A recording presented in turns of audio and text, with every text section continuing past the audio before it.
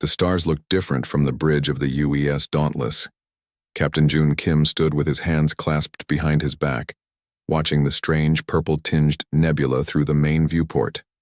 After 3 weeks of travel using the new fusion drives, Earth was now just a tiny blue dot lost among countless others. "Captain, we're receiving the approach signal from the Ardani vessel," said Mina Park, her fingers moving quickly across her console. As the ship's xenolinguistics specialist, she had spent months learning the basics of the Ardani language since first contact 6 months ago. Captain Kim nodded. "Acknowledge their signal, Specialist Park. Lieutenant Sunwoo, maintain defensive systems on standby, but keep weapon ports closed." Han Sunwoo frowned at his tactical display but followed orders. "Yes, Captain. Defensive shields at 30%, weapons powered down." The crew of the Dauntless represented Earth's best and brightest. They were the first humans to travel this far into space, chosen to meet with the Galactic Council after the Ardani had landed on Earth with promises of friendship and advanced technology. "Ardani ship is approaching," Sunwoo reported. "It's big." Through the viewport, an elegant silver vessel 3 times the size of the Dauntless glided toward them. Its surface shimmered like liquid metal, with no visible engines or weapons. "They're hailing us," said Mina. "Audio and visual." "On screen," Kim ordered, straightening his uniform. The main display flickered to life, showing an Ardani for the first time since the initial delegation had visited Earth. Ambassador Thrall had pale blue skin with delicate ridges where human eyebrows would be. His eyes were large and completely black. Captain Kim of Earth, the alien spoke in nearly perfect English. "We welcome you to the edges of Council space. My vessel will escort you to Centaurus Station where the Council awaits." Kim bowed slightly. "Thank you, Ambassador Thrall. We're honored to represent Earth. The journey will take 4 of your Earth days." Thrall continued. "We will transfer cultural and protocol data to help prepare you.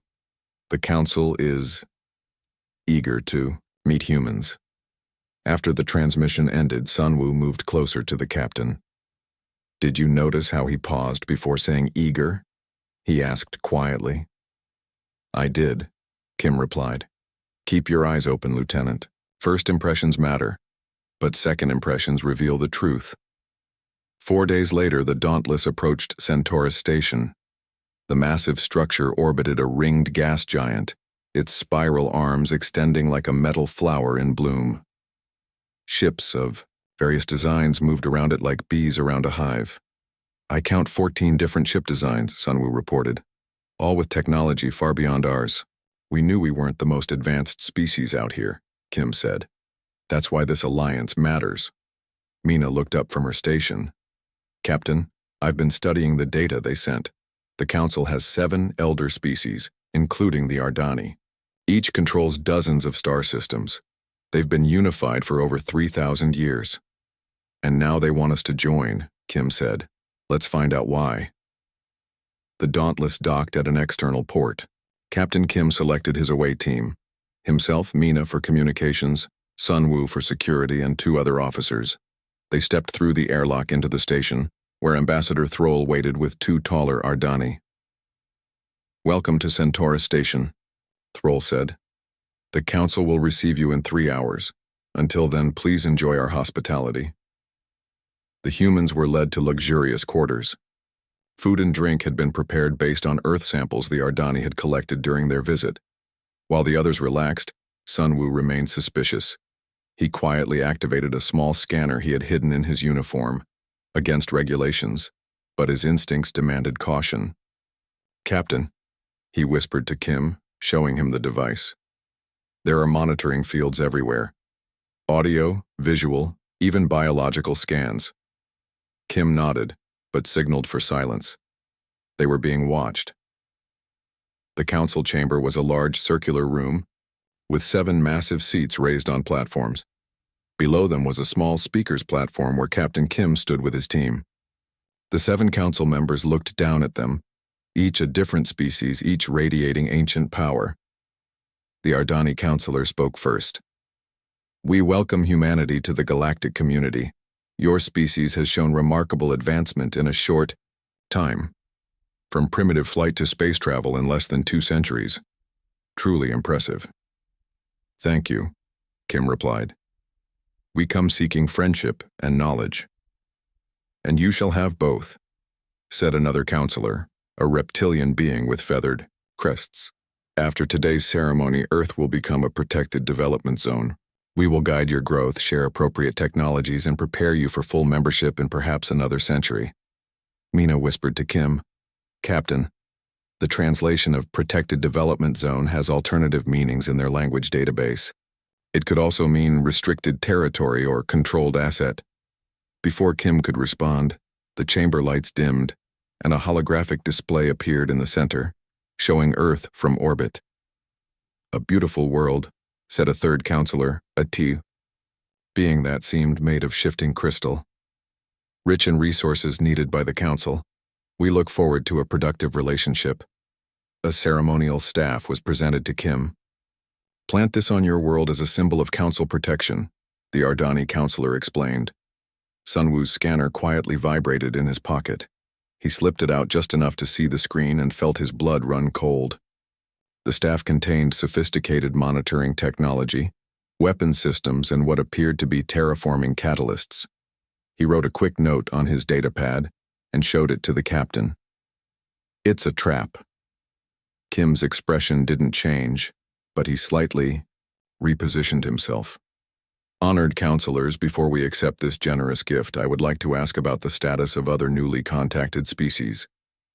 A sudden tension filled the room. The Ardani counselor's ridges flattened.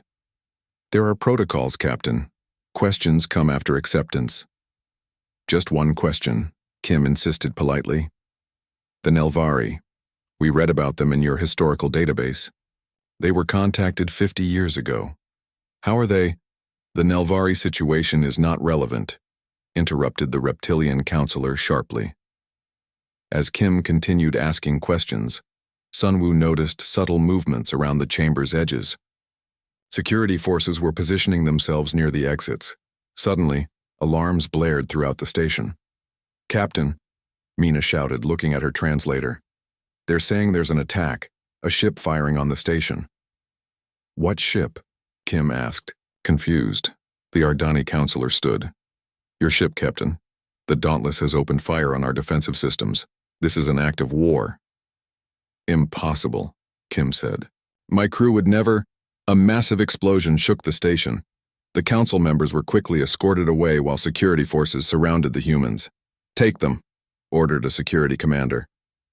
Sunwoo moved fast, throwing down a smoke device he had concealed. This way, he shouted to his team. They ran through the confusion.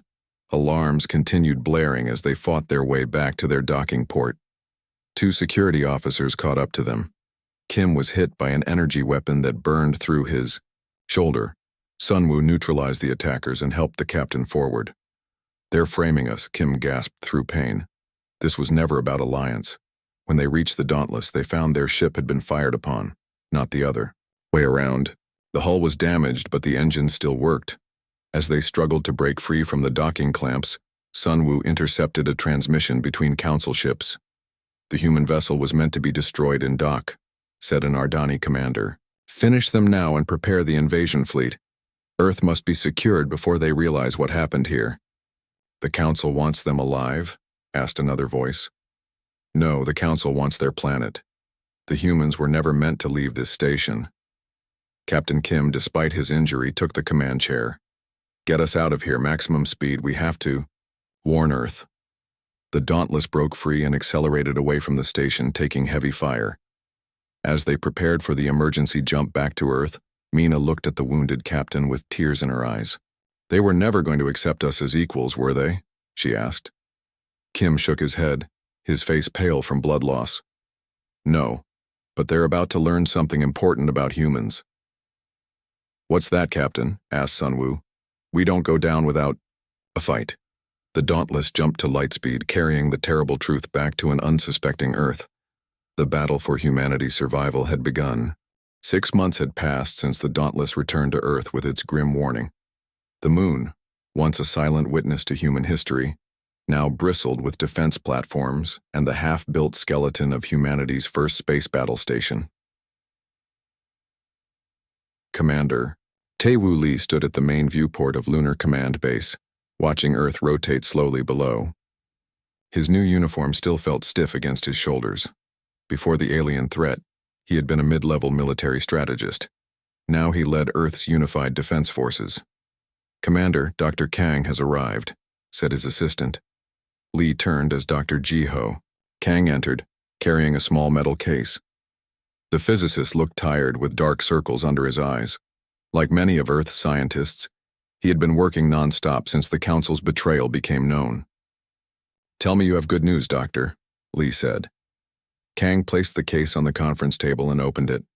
Inside was a small device with glowing blue components. "We call it the pulse disruptor," Kang explained in his quiet voice. "Based on the Ardani technology fragments we recovered from their first visit to Earth. Their ships use a specific subspace frequency for weapons and propulsion. This can disrupt that frequency. Will it work?" Lee asked. "In theory. We haven't tested it against an actual alien ship." Kang closed the case. "We need more time." Lee walked back to the viewport. "Time is the one thing we don't have. Our deep space sensors detected a large fleet entering our solar system yesterday. They'll reach Earth in 3 days." 3 days? Kang looked shocked. "We need at least a week to mass-produce the disruptors. Then your team will have to work faster." Lee pressed a button on his wrist device. "Yuna, please join us." A minute later, Yuna Choi entered the room. Once the head of a major AI company, she now led the Tactical Systems Division. Her tablet displayed constantly updating battle simulations. "The Council's first wave includes 32 warships," she said without greeting. "Based on the data from Captain Kim's mission, they expect an easy victory. Their tactical systems are advanced but rigid. They don't adapt well to surprises. And we're going to surprise them," Lee stated. Yuna nodded. "We've analyzed their few known engagement patterns. Their ships always maintain perfect formation even when it's not tactically sound. They prioritize large military targets over civilian ones, and they always attempt capture rather than destruction of resource-rich areas." "What does that tell us?" asked Kang. "It tells us they're predictable," Lee answered, "and predictable enemies can be defeated, even by less advanced forces." 3 days later, Earth's defense fleet, a mix of hastily armed space stations, converted cargo ships, and 6 new warships built using reverse-engineered alien technology, formed a protective line between Earth and the incoming Council forces. Captain Mina Park, now commanding the UES Defiant, one of the new warships, addressed her nervous crew. "The aliens think we're an easy target," she said. "They think humans will surrender when faced with superior technology. They're wrong. We're not fighting for resources or territory. We're fighting for our right to exist." The alien fleet emerged from lightspeed in perfect formation, just as Yuna had predicted. 32 ships arranged in 4 precise rows. Their hulls gleamed like polished metal in the sunlight. "They're sending a transmission," reported Mina's communications officer. The main screen showed an Ardani commander. "Attention Earth vessels. By order of the Galactic Council, your planet has been designated for immediate resource administration. Lower your defenses and prepare for boarding. Resistance will result in unnecessary loss of life." Mina cut the transmission. "All ships, execute Battle Plan Theta." Earth's smaller ships scattered in seemingly random patterns while the 6 main warships moved into offensive positions. The Council fleet, initially confused by the chaotic movement, targeted the larger warships, exactly as predicted.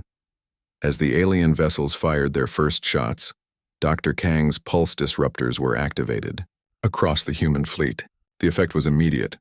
Several alien energy weapons sputtered and failed. 2 Council ships drifted out of formation as their engines fluctuated. "It's working," Kang shouted from his station at Lunar Command. Lee watched the tactical display with intense focus. Phase 2. Target the disrupted ships. Earth's vessels concentrated fire on the disabled alien ships. Although the human weapons were less advanced, Concentrated fire overwhelmed the aliens' weakened shields. One council ship exploded in a bright flash. Another 3 were heavily damaged. The council fleet broke their perfect formation for the first time, attempting to regroup. This created openings that the human ships immediately exploited, darting between the larger vessels and launching precision strikes. On the main council ship, the Ardani commander watched in disbelief as the supposedly primitive humans outmaneuvered his forces. 4 of his ships were already lost and 6 more were badly damaged. This was not how the invasion was supposed to proceed. Deploy ground forces immediately, he ordered. Secure the resource centers. Transport ships broke away from the main fleet and descended toward Earth. Some were shot down, but many made it through the defensive line. Soon, alien troops were landing in major cities across the planet. In Seoul, Han Sunwoo, now a colonel, led a ground resistance team. When alien troops landed in the city center, they found the area seemingly abandoned. "Hold positions," Sunwoo whispered into his radio as he watched from a hidden location. The aliens moved in perfect lines, scanning buildings with advanced equipment. "Wait for my signal." When the aliens reached the city square, Sunwoo gave the order. Suddenly, the ground beneath the aliens' feet collapsed, a carefully prepared trap. As they struggled to climb out, hidden defense turrets activated, firing Dr. Kang's disruptor technology in concentrated bursts. The aliens' advanced armor systems failed, and their weapons overheated. Within minutes, the invasion force was neutralized. Similar scenes played out in cities worldwide, where resistance forces had prepared traps based on the aliens' predictable tactics. Back in space, the remaining council ships attempted to retreat. 3 more were captured by human forces before they could escape. At Lunar Command, Lee received reports from around the world. The first wave of the invasion had been repelled, with far fewer casualties than expected. "They'll be back," Eunice said, studying her battle data. "With more ships and new tactics." "And we'll be ready," Lee replied. "Dr. Kang, start examining the captured ships immediately. I want every piece of their technology understood and improved upon." One of the captured vessels was brought to the lunar shipyards. As human scientists swarmed over it, they discovered something unexpected: an alien still alive in a sealed compartment. The Ardani officer was brought before Commander Lee. Despite being injured, the alien maintained a proud posture. "Your resistance is pointless," the Ardani said. "The Council controls 1,000 worlds. Your victory today means nothing." "Then why do you sound worried?" Lee asked. The alien's skin color shifted slightly. What Lee had learned was a sign of discomfort in Ardani. "The Council underestimated your species. They will not make that mistake again." "No, they won't," Lee agreed. "Because next time we won't be defending, we'll be attacking." The Ardani made a sound that might have been a laugh. "Impossible. You have no way to reach Council space." Lee leaned forward. "We have your ships now, and something tells me not. Everyone on the Council agrees with this invasion. The Vexari, for instance. They voted against attacking Earth, didn't they?" The Ardani's eyes widened in surprise. Lee smiled. "Thank you for confirming that. You've just given humanity its next move." As the alien was led away, Lee looked out at the stars. Somewhere out there, the Council was preparing its next attack, but they didn't understand what they had started. Humanity was no longer just fighting for survival. They were fighting to change the galaxy itself. The Earth Defense Initiative had begun. 8 months after the first alien attack, Earth's shipyards around Mars glowed with constant activity. What had once been small research outposts were now massive construction facilities, building humanity's first true interstellar war fleet. Admiral Jun Kim, his shoulder still bearing the scar from the Council's betrayal, stood on the bridge of the UES Vengeance. At 3 times the size of the original Dauntless, it combined human ingenuity with reverse-engineered alien technology. "Status report," Kim ordered. "All systems ready, Admiral," his first officer replied. "The fleet is assembled and awaiting your command." Kim looked at the tactical display. 12 warships and 16 support vessels. Humanity's first offensive force. "Signal all ships. Operation Spearpoint begins now." The fleet engaged their new quantum drives, technology adapted, from captured Council vessels. The stars blurred as they accelerated beyond light speed, heading toward Proxima Centauri, the nearest star to Earth and the site of a small Council outpost. Meanwhile, another mission was already underway. The UES Shadow, a stealth vessel built specifically for covert operations, traveled silently through a different part of space. Captain Mina Park sat in the command chair, her expression focused as they approached Vexari territory. "Stealth systems functioning at 100%, reported her tactical officer. "No detection from nearby sensor arrays." In the ship's conference room, Dr. Su Min Huang prepared for the most important diplomatic mission in human history. As an expert in interspecies psychology, she had spent months studying all available information on the Vexari, the Council species that had opposed the invasion of Earth. "Remember," she told her small team, "the Vexari communicate as much through color changes as through words. Their skin pigments reflect emotional states. If they turn yellow-green, they're receptive. Dark blue means anger or rejection. And if they decide to hand us over to the Council?" asked one of her team members. Huang's expression remained calm. "Then Captain Park activates Plan Omega, and we all die before we can be interrogated." On Earth, the war continued. Though the AOI initial invasion had been repelled, the Council had established several strongholds in remote areas. From these bases, they launched attacks on major cities, trying to wear down human resistance. Colonel Sunwoo led a guerrilla force through the dense forests outside what had once been Vancouver. Now it was an alien fortress, with energy shields, covering several square kilometers. "Movement at the north perimeter," whispered one of his scouts. "Patrol of 6 Krell fighters." The Krell were a mercenary race in service to the Council.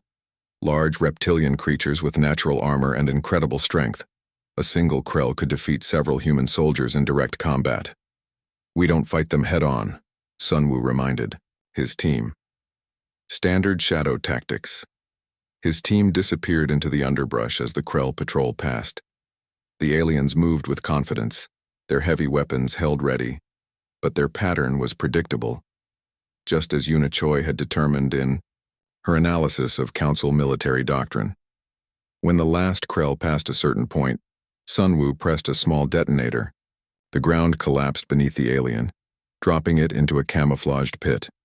Before it could call for help, 2 of Sunwoo's team fired stun weapons, another adaptation of alien technology. "Capture complete," Sunwoo reported through his secure communicator. "Package ready for delivery." Across Earth, similar operations were taking place, not to kill alien soldiers, but to capture them. Each prisoner provided valuable intelligence and, more importantly, proved that humans could defeat supposedly superior forces through adaptability and unconventional thinking. Stories spread among Council troops about humans continuing to fight, despite severe injuries, hiding in impossible places and launching attacks with primitive weapons when their advanced ones failed. Fear began to replace confidence. In deep space, Admiral Kim's fleet emerged from quantum travel near Proxima Centauri. The small Council outpost there monitored traffic between Earth's solar system and the core Council worlds. "They've spotted us," reported Kim's tactical officer. "They're sending an alert to the Council." "Let them," Kim said. "That's part of the plan." The human fleet moved into attack formation. The Council outpost launched its defensive ships, 8 vessels similar to those that had attacked Earth. This time, however, the humans had the advantage of surprise and superior numbers. "All ships, engage protocol firebreak," Kim ordered. The human vessels fired Dr. Kang's improved disruptor technology, now built directly into their weapon systems. The Council ships' engines sputtered and their weapon systems failed. Within 30 minutes, the battle was over. The Council outposts surrendered, and human forces secured their first foothold in alien territory. "Send the signal to Captain Park," Kim ordered. Phase 1 complete. Far away in Vexari space, the UES Shadow received the encrypted message. Captain Park turned to Dr. Huang.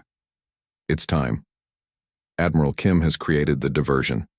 The Council will focus all their attention on Proxima Centauri, thinking it's our main offensive."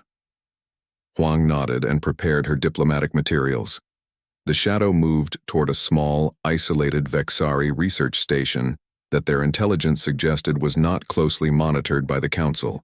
"We're being scanned," Park's tactical officer reported suddenly. "Vexari patrol ship approaching." "Hold position," Park ordered. "Don't run, don't fight, let them approach." The Vexari ship, elegant and curved unlike the angular Council vessels, moved closer. A transmission came through. "Unidentified vessel, you have entered restricted space. Identify immediately." Dr. Huang stepped forward. "This is my part, Captain." Park opened the channel. Huang spoke clearly, using the Vexari language phrases she had learned. "Vexari vessel, we come from Earth with important information for your leaders.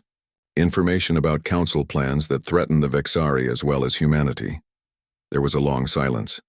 Then the Vexari ship responded, "Follow our course exactly. Any deviation will be considered hostile." The shadow followed the Vexari ship to the research station. As they docked, Dr. Huang gathered her evidence, records from captured Council ships showing long-term plans to eventually subjugate all younger species, including the Vexari themselves. When the airlock opened, 3 Vexari stood waiting, their skin shifted between cautious blue and curious green. They were tall, slender beings with 4 arms and large, faceted eyes. "I am Dr. Sumin Huang of Earth," she said, bowing slightly. "Thank you for meeting with us." The lead Vexaris. Skin turned a surprising shade of yellow-green, receptive, interested. "I am Science Director Kalir. Your arrival is unexpected. The Council informed us that humans were violent primitives who attacked without provocation." "The Council lied," Huang said simply, "and we can prove it." Meanwhile, back on Earth, Commander Lee received reports from both Admiral Kim and Colonel Sunwoo. The coordinated plan was working. Human forces were gaining ground both in space and on Earth. In his office at Lunar Command, Lee studied a galactic map showing Council territory.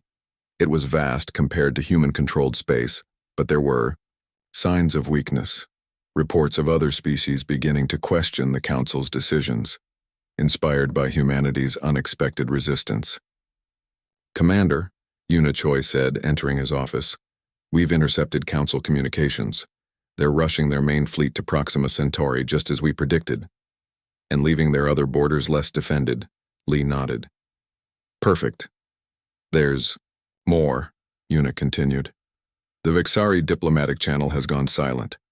They're no longer communicating with the Council." Lee smiled for the first time in months. "Dr. Huang has made contact." The pieces were falling into place. Humanity wasn't just fighting back. They were changing the balance of power in the galaxy. And the Council, for all their advanced technology, hadn't seen it coming. The counteroffensive had begun. "Ceasefire. The Council calls for an immediate ceasefire." The message played on every human communication channel. 1 year after the first attack on Earth, the once mighty Galactic Council was calling for peace. In the grand meeting room aboard, the space station orbiting Jupiter, representatives from Earth and the Council gathered. The station, a marvel of human engineering built in just 6 months, was neutral territory for the peace talks. Commander Tae-Woo Lee looked out the viewport at Jupiter's swirling clouds. Next to him, Dr. Jiho Kang fidgeted nervously. "Do you think they're serious about peace?" Kang asked quietly. "They have no choice," Lee replied. 3 of their major shipyards are under human control. The Vexari have openly broken from the Council, and their ground forces on Earth are surrounded. On the other side of the room, 3 Council representatives waited. The Ardani ambassador looked thin and tired. The reptilian delegate kept glancing around as if expecting an attack. Only the crystalline being seemed calm, its facets reflecting the light from Jupiter. The doors opened, and Ambassador Yoonji Shin entered. Once a junior diplomat, she now represented all of humanity. She walked with confidence to the center of the room. "The Council has proposed terms," she began without greeting.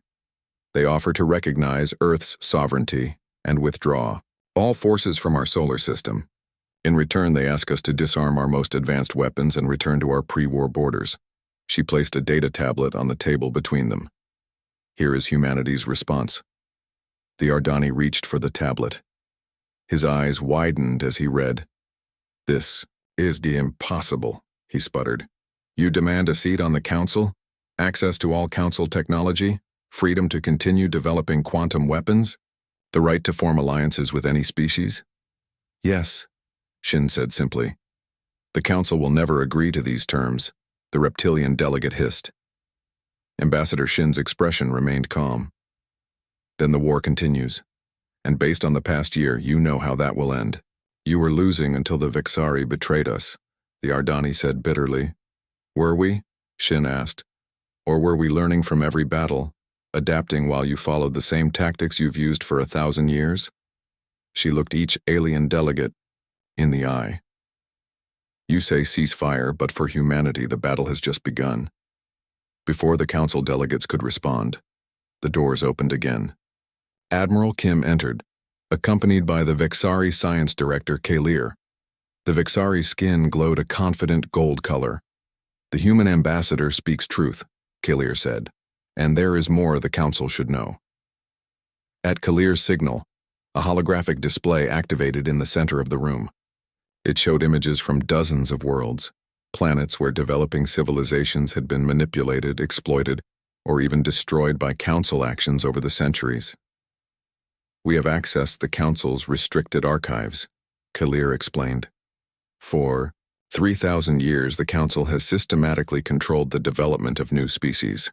Those deemed useful were allowed limited technology and turned into resource providers. Those deemed too aggressive or independent were eliminated. The reptilian delegate stood up angrily. These records were sealed by council law. The Vexari have committed treason. The council committed treason against the principles it claimed to uphold, Kim replied. Peace, cooperation, growth. Those were just words to hide your empire's true nature. The crystalline being, who had remained silent until now, spoke in a musical voice. The human and Vexari allegations have merit. I have questioned our methods for centuries. Perhaps it is time for change. The Ardani ambassador looked stunned. Counselor Telix, you cannot seriously consider. I do not merely consider it, Telix interrupted. I support it. 3 other council species have already contacted me privately. They wish to join what the humans and Vexari are building. Over the next days, the talks continued. Word spread quickly throughout known space. The mighty council, unchanged for thousands of years, was fracturing. New alliances formed as species took sides. On Earth, Colonel Sunwoo led the final assault on the last council stronghold. With their supply lines cut and no hope of rescue, the alien forces surrendered after a brief fight. It's over, Sunwoo told his team as they watched council ships leave Earth's atmosphere. We won. One of his young soldiers looked confused. If we won, why are we still negotiating? Sunwoo smiled. Because winning a war is easy compared to winning the peace that follows. A month later, the new Galactic Confederation was formally established. Unlike the old council, it was built on principles of self-determination and mutual advancement. No species could dictate the development of another. Technology would be shared, not hoarded. In the grand ceremony held on the neutral station, Admiral Kim became Earth's first representative to the Confederation leadership. As he took his position alongside delegates from 23 other worlds, he thought back to that first meeting with the Council, when humans had been seen as nothing more than primitive curiosities. This is not the end of our journey, he told the assembled delegates. It's the beginning of a new chapter for all our peoples. After the ceremony, Commander Lee met with Yuna Choi in the station's observation deck. The Admiral gave a good speech, Yuna said. But many challenges remain. 3 council species still refuse to join the Confederation. They're rebuilding their military. Let them, Lee replied. We'll be ready if they attack again. In the meantime, we have work to do. He showed her the plans for a new academy where humans would train alongside allied species, teaching each other their unique approaches to tactics, technology, and problem-solving. The council failed because they stopped learning, Lee explained. They thought their way was the only way. We won't make that mistake. 5 years passed. Earth recovered from the war and flourished as part of the Confederation. Human ships traveled to distant stars, and alien visitors became a common sight in Earth cities. The UES Discovery, under the command of Captain Mina Park, approached a newly discovered planet on the edge of known space. Scans showed signs of a developing civilization, a species just beginning to explore their own solar system. First contact procedures ready, her first officer reported. Dr. Su Min Huang, now the head of the Confederation's Contact Division, stood beside Park. Remember, we observe only.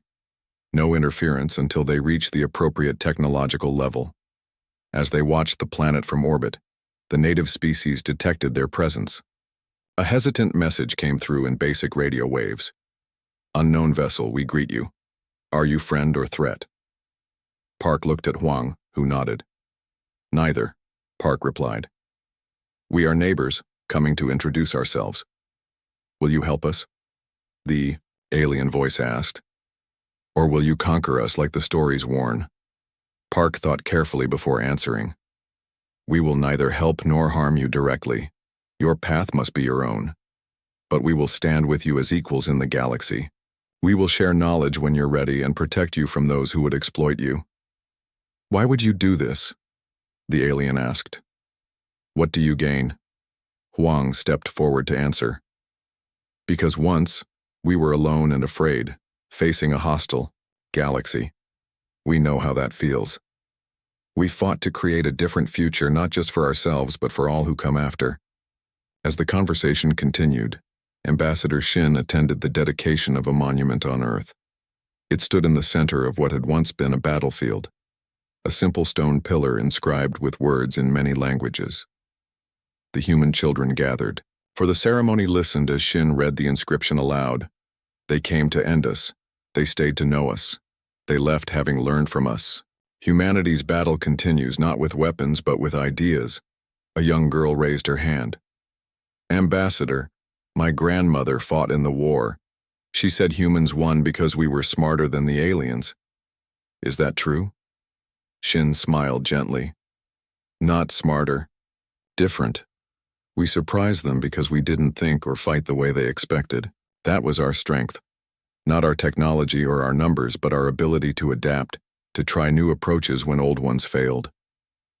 She looked up at the stars, just becoming visible in the evening sky. That's the lesson we must never forget. The universe is vast and full of wonders and dangers. Our greatest weapon has always been our ability to change, to grow, to imagine new possibilities.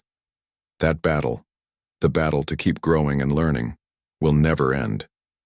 High above, the stars seemed to shine in agreement. Humanity's greatest journey had only just begun.